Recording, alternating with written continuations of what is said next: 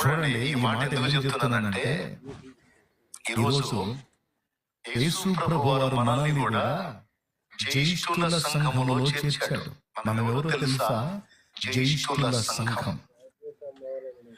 పరిశుద్ధాత్మ ఫలమును పొంది పరిపూర్ణమైన జయిష్ఠుల సంఘమై, పరిశుద్ధాత్మ ఫలమును పొంది పరిపూర్ణమైన జయిష్ఠుల సంఘమై, సీయోను రాజా నీ ముఖము చూడా, సీయోను రాజా నీ ముఖము చూడా, ఆశతో నేను వేచి ఉన్నాను, ఆశతో నేను వేచి ఉన్నాను.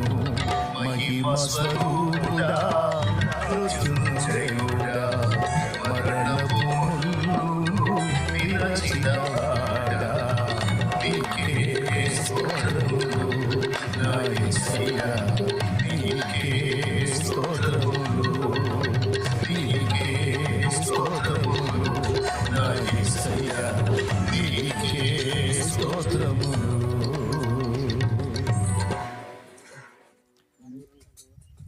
పరిపూర్ణమైన జయిష్ఠుల సంఘమై.